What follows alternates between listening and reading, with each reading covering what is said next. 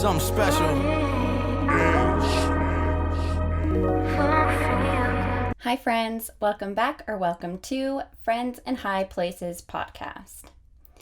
So today I am doing another solo episode. I'm a little bit nervous, I'm not gonna lie, but I just wanted to chat with you guys about kind of where I've been at lately, how I've been feeling lately, and yeah, so the last couple weeks I honestly have kind of been off, I'm not gonna lie. I kind of started getting in my head a bit about the podcast. Like, am I even doing this right? Do people even care? Are people happy with it? Am I happy with it? I kind of felt like I was really putting it on the back burner a lot. Kind of felt like I was failing myself, to be honest, my dream. I had this really big negative cloud around me, and it was just really, really wearing me down. And a lot of it has to do with my mental health. And my mental health, one thing that I suffer with is OCD anxiety. So I get overcompulsive thoughts about a lot of things. I have a lot of triggers. It's not like the OCD where I have to do something so many times because I'm nervous something bad is going to happen. It's more of me like dissecting things and thinking like worst case scenario. It sounds like I'm crazy, but honestly, I have like a devil and an angel on my shoulders. So I have the angel being like, everything's going to be fine. It's going to be so good. Everything's great. Like, quit thinking all these negative things. And then I have the devil take over. That's like, nope, you're failing, or nope, you're the worst, or nope, you suck at this. And not even just the podcast, like honestly, any other kind of triggers I have with it. And it's crazy and it's overwhelming. And I guess when I started the podcast, I never really thought that this could become a trigger of mine, I guess. And that's because it's not a trigger because I love doing it. I love recording. I love making episodes. I have so much fun doing it. It's just I start thinking, again, like I said earlier, do people fucking care? Are people enjoying this?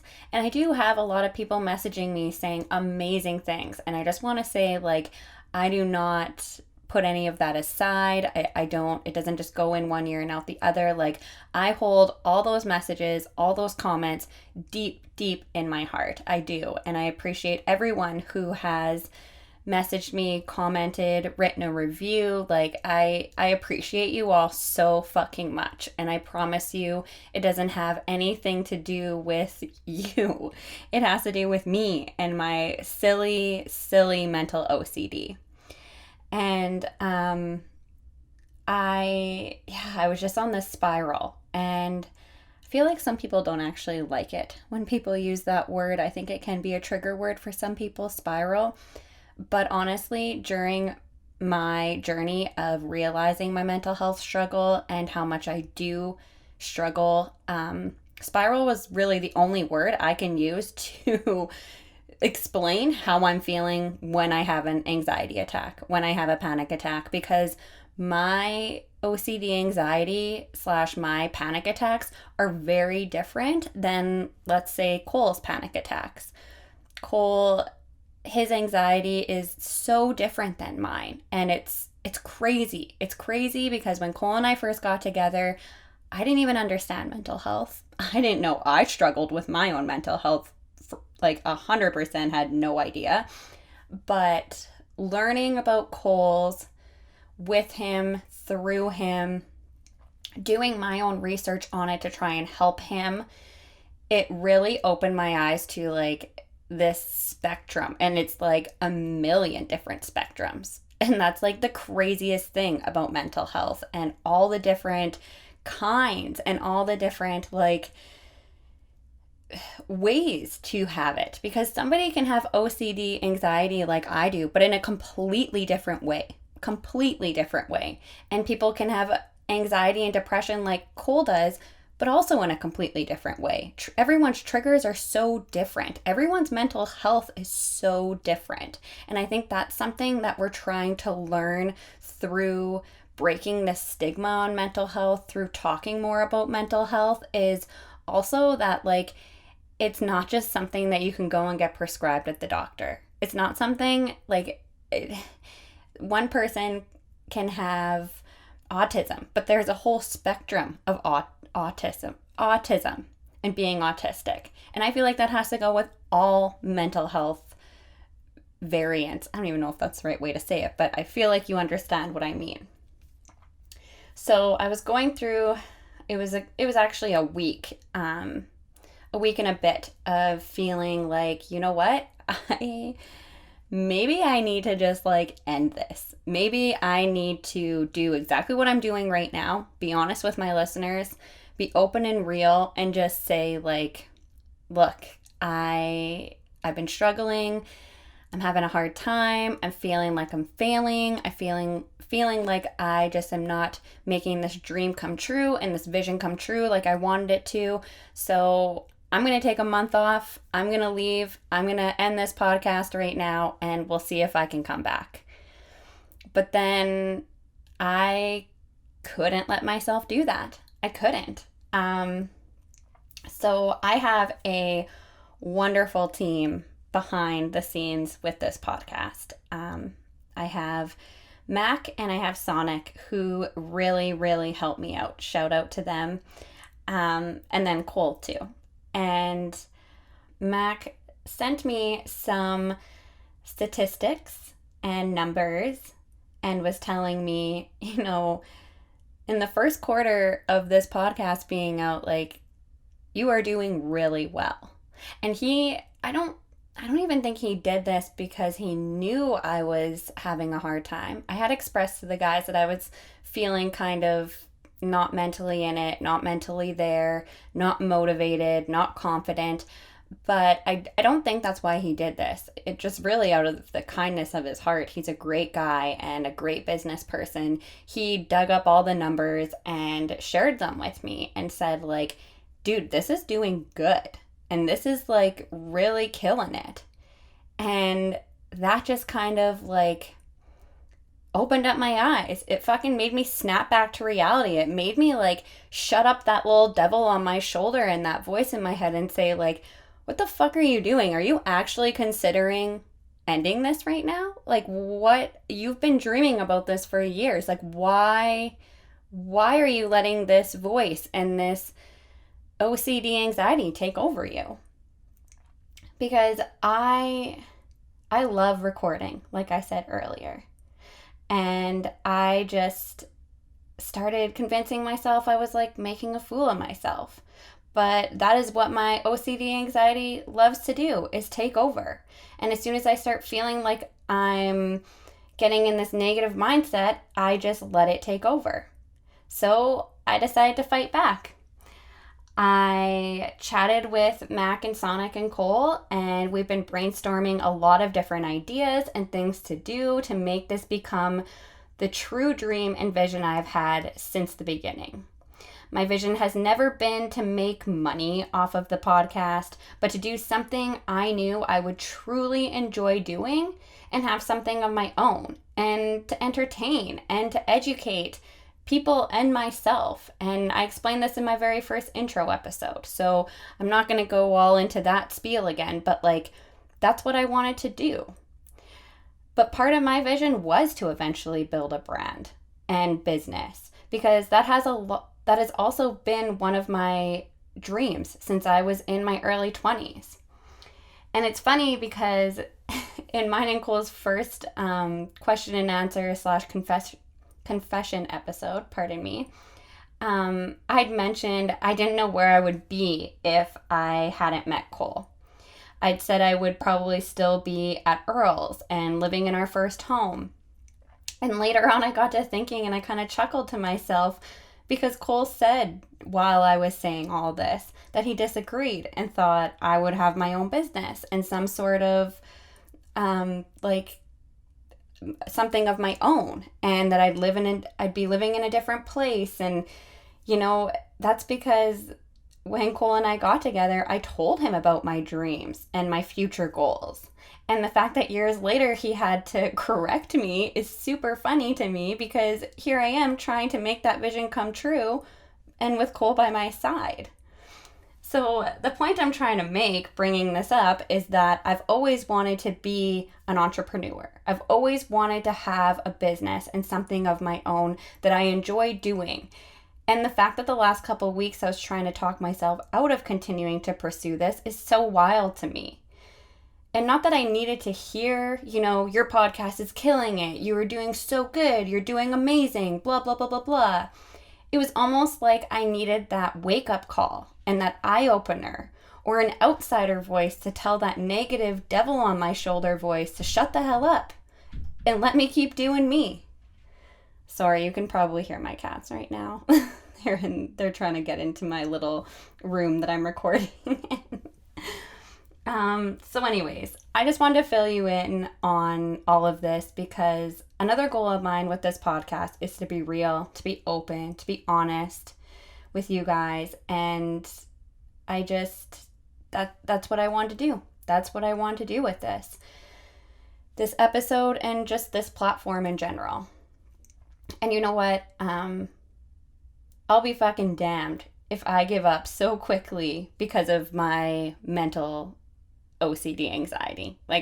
I'll be damned if I do that. It's not happening. So like I said, here I am pushing myself even more, because this is my second solo episode. Something that scares the absolute shit out of me the most. And why? Because I'm a rambler. I'm nervous. People will get annoyed of just hearing my voice. But again, that is that negative voice in my head trying to convince me I'm not good enough, and ridiculous for thinking people would care or want to hear from just me.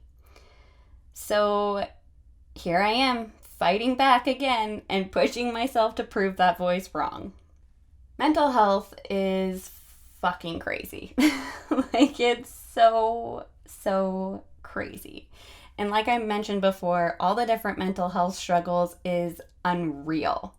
All the different forms and types is so wild to me and so hard for me to wrap my head around. And it's crazy, because it's not even like I'm saying my mental OCD anxiety. So that is it has a name for it. But again, that doesn't mean everybody who has mental OCD anxiety is going to feel the same way. And it's just something that will never be able to be explained in words. The feeling you get when your mental health takes over is so unexplainable. And the human mind is a beautiful, beautiful fucking thing, but so fucking terrifying to me as well. I remember listening to Miley Cyrus on the Joe Rogan podcast a few months ago. And she was talking about how she has been researching not only the human brain in general, but her own. And it was so interesting to hear her talk about what she has learned about the brain and her own brain. I would love to do something like that, but honestly, kind of scares the shit out of me. Do I really want to understand the brain? And is there any way to actually understand the human mind as well? Because they both fucking can work together or work against each other. It is fucking crazy. One thing I truly, truly believe in, and am fully open about talking to you and supportive of anyone out there, is therapy. And I think therapy is going to be my first step to help me fully understand my mental health struggle and how to work on it and work on my triggers and anxiety. But therapy has always been something that I'm nervous about. And I don't think it's that I'm scared. Maybe, I don't know, maybe I am. But I also feel like I'm more anxious about talking about certain things that have happened in my life that are maybe probably a lot of the reason why my mental health is where it's at. But one thing I am so grateful for is that Cole is very supportive and encouraging towards therapy and is very open to do his own therapy as well. But one thing he's never done is pushed me to do therapy, nor have I pushed him. We talk about it a lot, but both of us understand that we need to let each other start the journey at our own pace. And if that means him and I just talking to one another and how much we feel it will help, then that's a great first step. Like, that's a good start. And also, we've also spoke about how much it will help not only ourselves and each other, but our relationship. And in my opinion, with some things in life, you need to crawl before you can walk. And that's okay. As long as the realization and conversation is happening and in the back of your mind you know it's something you need to work towards, then that's a very positive start as well. Because that finish line or end goal will come when it needs to. You'll make your way there. I highly believe that everybody should go to therapy because working on ourselves is a forever process, physically and mentally. You can always be a better version of yourself, in my opinion. And I'm so happy that therapy is pretty much normalized in today's world because for decades it's been the exact opposite.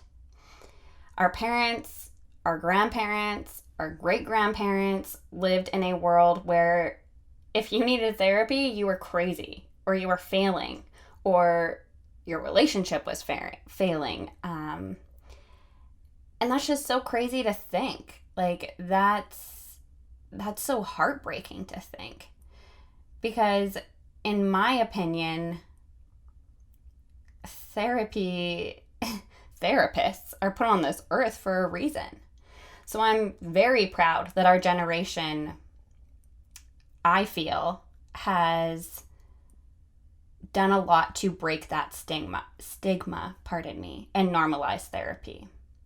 Because as much as you may feel you know your body and mind better than anyone else on this planet, in my opinion, that's not true. Like I said earlier, there are therapists put on this planet for a reason, because not just anyone can be a therapist, just like a doctor or a firefighter or a caretaker. It takes a special soul to do these types of professions, and I feel like therapy and a therapist is one of those. One type of therapy I have done is spiritual. And some may really not believe in this and just think it's foo-foo, and that's okay. But I do, and I believe it honestly to my core. It's been a wonderful start, and getting in touch with my soul and my angels has really helped me immensely in very hard times and phases in my life.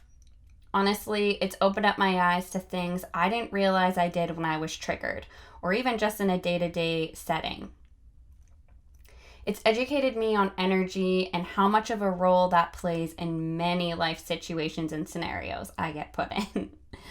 I'm a huge energy feeler, and I have huge energy myself. And it's a good thing in good times and a pretty bad thing in bad times. And learning more about that through spiritual therapy has helped me so fucking much. It showed me not only where and why that OCD anxiety takes over me, but also how to teach myself to step out of it and give myself space from it. Sometimes that is space from my own energy, and sometimes it's space from others' energy. I pick up on others' energy, good or bad, almost instantly. And it can fucking consume me. Along with my own energy can consume me. And I'm still learning how to step out of energies at certain times. It's harder than others some days. Like, way harder than others some days and in some moments. But that is one thing I've really taken away from my spiritual therapy and many other things, but learning how to step out of others' energy and my own has been a huge, huge, huge thing for me. Like, honestly, because if you're a person who has big energy, it's so hard to put into words, like the feeling when that energy overtakes you. And that can be so amazing in good things, in good times. Like, you're vibrating, you're so happy, you're laughing, you're on cloud nine, it's incredible. But then if it's the opposite and you're not having a very good day, you got some bad news, you're feeling hurt, holy fuck, can that energy smother you. Like, smother you. And it's almost terrifying because in the moment you don't realize how much you are seeing red, and not only how much you are like affecting yourself, but like others around you. And if you have big energy, you are affecting others around you for sure. Like 100%. And like I said, it can work with you or against you in good times and bad times. And that's one thing, you know, I've had to communicate with Cole because, oh man, there's been so many times that negative energy has taken over me. My own negative energy, my own grumpiness, my own like out of sorts feelings has taken over me. And I've had to say to him, like, I'm sorry, I can't even put it in words. I don't know why I'm so pissed off. I don't know why I'm so grumpy today. I just, I didn't have a good day at work. I got some bad news, or you know what? I honestly just woke up in a bad fucking mood and I can't shake it. So I'm going to need some space today.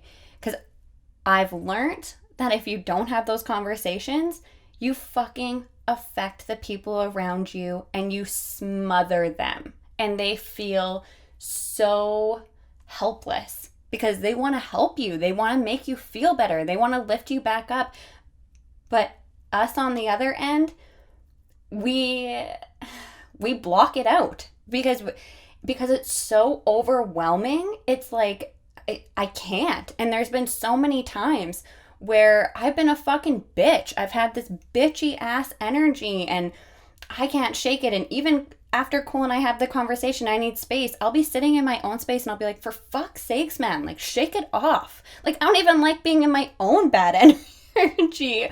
So think about being somebody who just loves and cares about you and they're trying to be like, well, what the fuck did I do to piss them off? Like, and honestly, 9 times out of 10, it's not the other person. They didn't do anything. It's unfortunately our big energy that just overtakes us. And we can't figure out how to communicate it, especially in the time that we're seeing red, that it's like, this has nothing to do with you.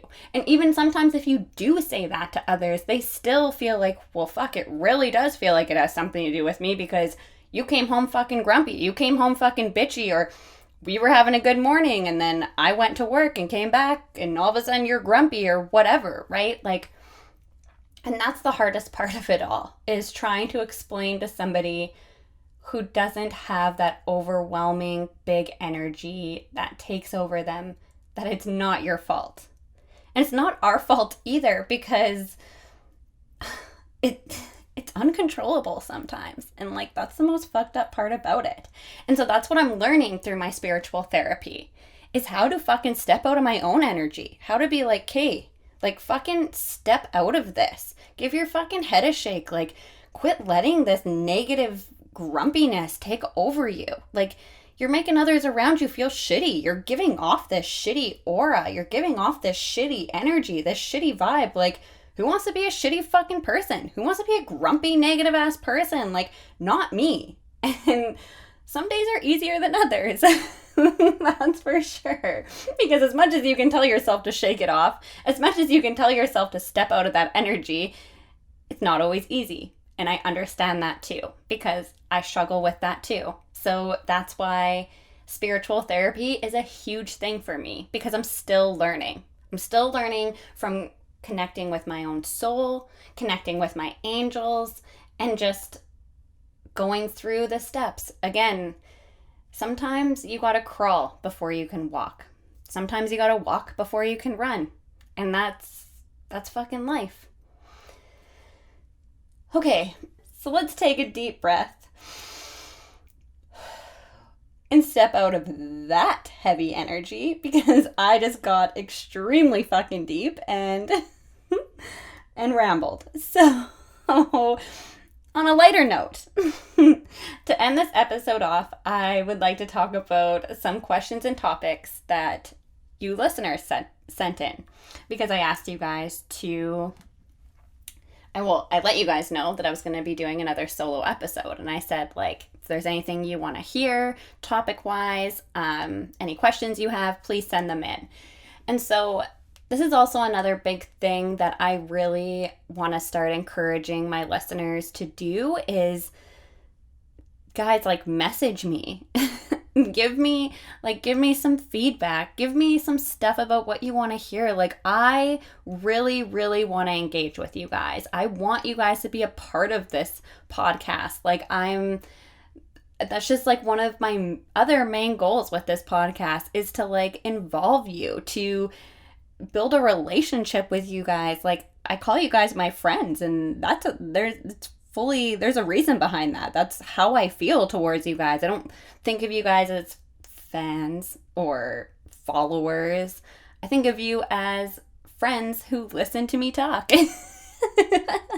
and listen to me and my friends and me and Cole and future guests I'm going to have on here. So, like, please, please, please, please engage and chat with me and send me anything.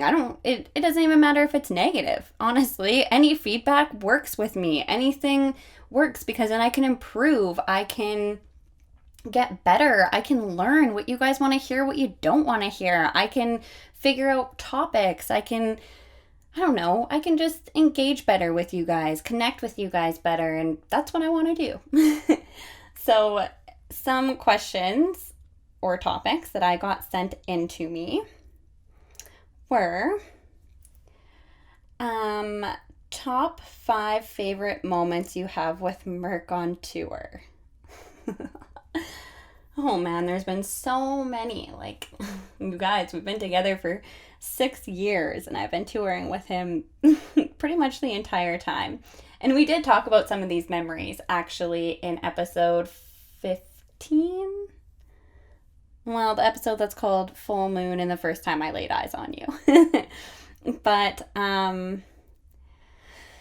okay, so one of them is when we were in Greece and we got very, very twisted on the rooftop of our hotel. There was a pool, a restaurant, and we just spent a day in the sun having drinks and relaxing and just being together. And that was so amazing. Like, so amazing. We had such a good time. We were like blackout wasted by 8 o'clock that night. The people who worked at the restaurant got a fucking hoot out of us because we were just... Oh man, we were just quite the time that day. So that was a really good one. Another one is Cole and I spent an anniversary in Switzerland. And I think it was... Shit. I can't remember if it was our second or third anniversary. I think it was our second, because I think it was my second time being in Europe. Anyways, he booked a beautiful dinner on the ocean, and we just spent the night together. Like, we had this beautiful dinner. I think we had some wine, so I think I got a little twisted. It's funny because already the 2 stories I've told, I was drunk in them, and honestly, you guys, I don't drink. And it's just funny because Cole's always the one to get me to drink. But yeah, so that was a really, really amazing one, spending our anniversary in Switzerland together. And there was another one where this was just a couple years ago. We were on tour in the States, and it was actually my birthday. And so we spent my birthday in Denver, and Cole actually hurt himself. So he had to be on crutches for that show that night. It was horrible, but it was still a really great night. He fucking killed it. He killed the show. It was so good. He got the crowd to sing happy birthday to me, which was like so embarrassing, but so sweet. I'm such an awkward person. So that one was fun. And then a couple days later, we were actually in Vegas. And so Cole and our friend slash tour manager, Petey, shout out Petey, organized a limo and a night out in Vegas.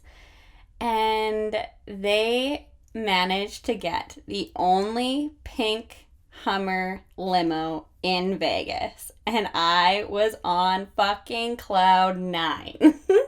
That was so amazing. And yeah, we had all of our friends there, the tour crew there. Like, it was a fucking blast. We had a really good night that night. That was really amazing.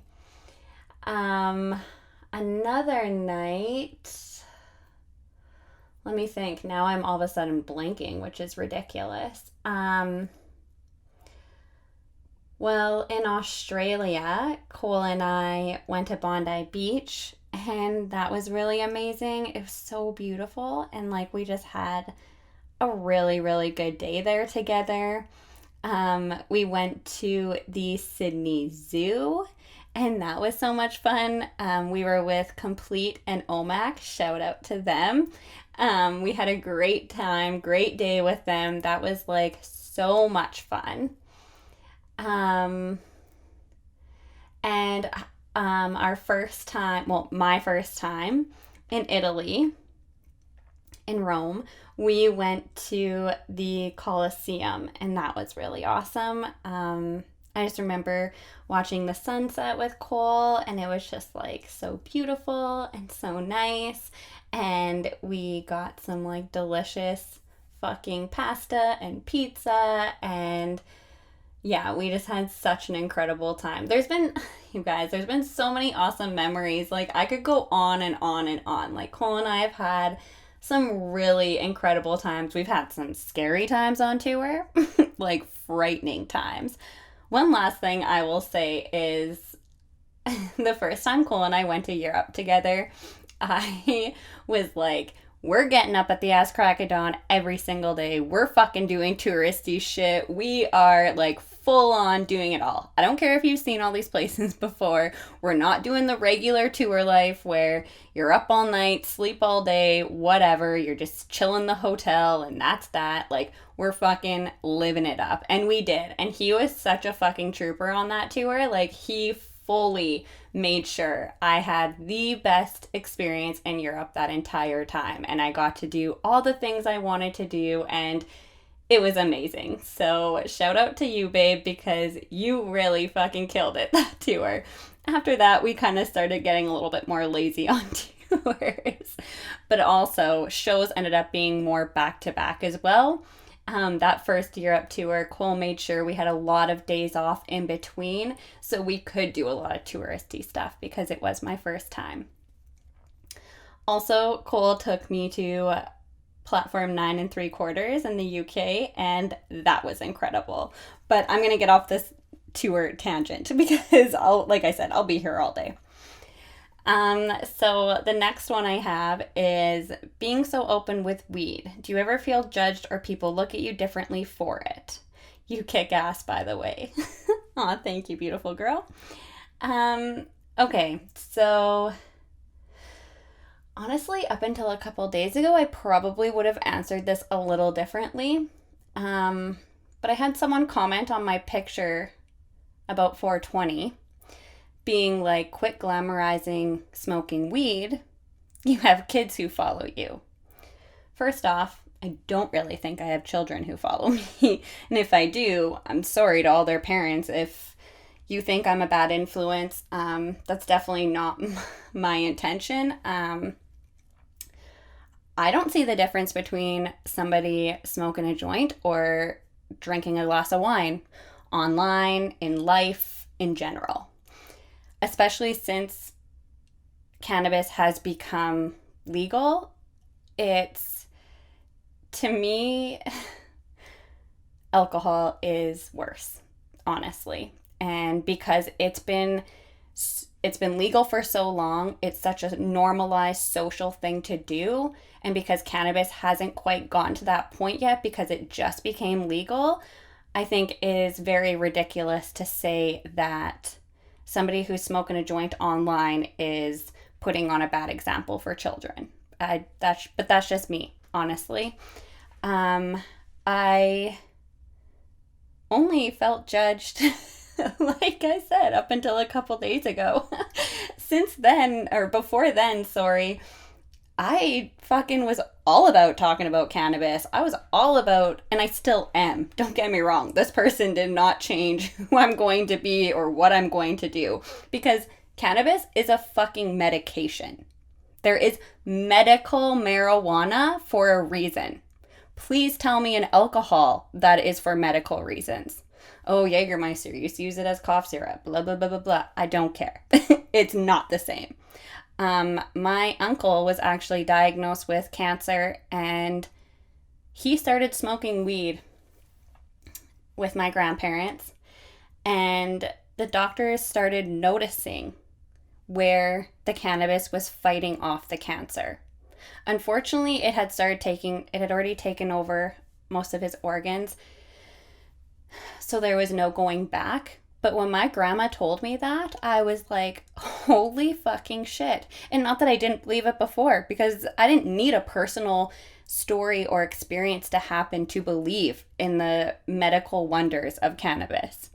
But for someone in my family to have proof of that was incredible and completely just amazed me and made me be like, fuck yeah, cannabis even more.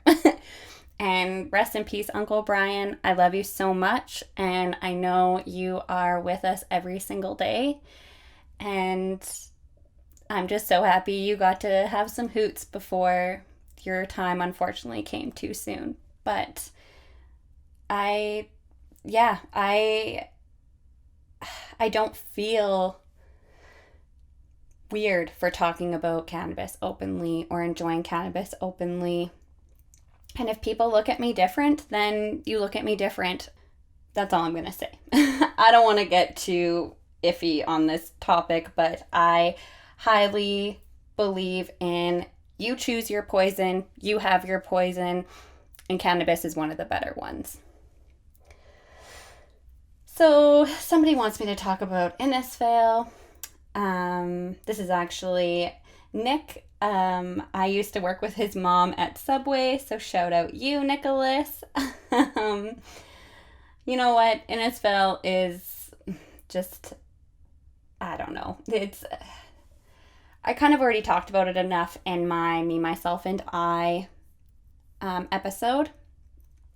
And I have a love-hate for Innisfail. It's my hometown in a sense, and I'll always love it for the memories I have for growing up, for my childhood home, for the best friends that I have still to this day from there. But it also was a very toxic place for me. It was a place I needed to get out as soon as I did, and I'm happy I did, because I had a lot of toxic people in my life, and I learned a lot of life lessons very quickly by living in Innisfail. I learned a lot about people are going to want to do anything they can to bring you down. So they'll be as fake as they possibly can be and go behind your back as soon as they can. And yeah, Carissa, that's everybody, that's everywhere, that's everything. But a small town has quite the advantage of spreading shit quickly. I had a lot of people say a lot of negative things about me that were completely false. I got called a cokehead. I got called a lot of shit when I was younger that was completely off because I've never done that kind of a hard drug, especially when I was a teenager, but still, even as an adult, I never have. I know I already mentioned in mine and Cole's episodes the drugs that I have done, so I don't need to repeat myself.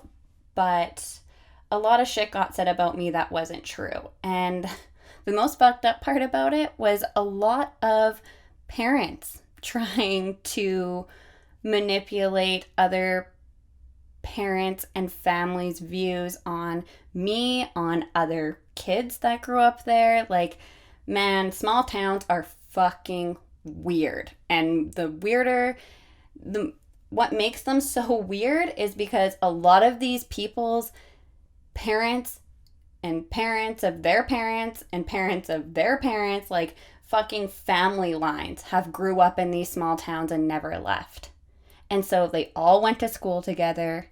They all fucking know each other's life story front to back. And honestly, in my opinion, they're just fucking bored. And so they will attack anybody that they see as a threat, that they see as somebody who may get the fuck out.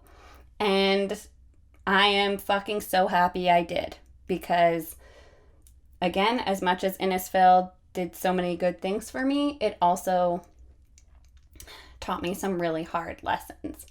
And you know what? I used to hate Innisfil. I used to think really shitty and salty things and feelings towards it, but now it's like, that was a stage in my life. That was a different lifetime ago. And like I said, I met some of my best friends there that I still hold so close to my heart, that are still with me to this day, and I will forever be grateful for that, because I have the best friends ever. Okay, so this one's my mom. And I'm putting all these people on blast because I am going to. I know you and I love you. So my mom says, oh, she would. Do you want kids? Does Cole? If yes, how many? Do you guys agree on this? Oh, Mom. The kid topic is, I don't know if iffy is the right thing to say for my end. It's just, I feel it'll happen when it's supposed to happen. As of right now, we don't have any plans in the near future to have children, but we definitely have talked about it. We definitely agree that it could be a possibility that him and I will have kids. Cole 100% wants children. He is 100% down for kids. The only reason I'm a little bit like, we'll see what happens, or kind of leave it up to the universe, is because of our lifestyle, because of, just our up and down busyness, touring, stuff like that. Like, if we do have kids, when we have kids, I have to be prepared to be a stay-at-home mom while he goes on tour, unless we bring our child or children on tour with us, which I don't know if that would be a thing, right? Like, there's so much behind it with our lifestyle that it's a little bit hard to talk about right now or think about, because it's like, we don't know what the future looks like. And it's just a whole different way of living. So I'm not against having children at all. And Cole would like to have as many kids as possible. I'm looking at a hot 2 at most. Because like I said, we have a busy lifestyle. Our hands are full with just like Cole's career, our business adventures, and what we're thinking about doing in the future, and plans, that it's like, I don't want to bring a child into a crazy busy life if we don't have a full handle on it. And that might sound weird, but it's kind of the truth. Like, we don't know what's going to happen in 5 years. We don't know what's going to happen in 2 years. So I just kind of want to take it like day by day. And, I've always told myself like 35 is kind of my cutoff time. A lot of people have kids until they're like 40 or in their early 40s. So who knows? Even my mind might change on that. But as of right now, being in my late 20s, I'm pretty good without having kids, and we'll see what the future brings. Okay, so I think I'm going to wrap it up there. But thank you guys for listening. Thank you for tuning in. Thank you for supporting me. I appreciate you all so much. I hope you enjoy this episode, and stay safe, stay healthy, stay positive, and I will talk to you guys soon. Bye!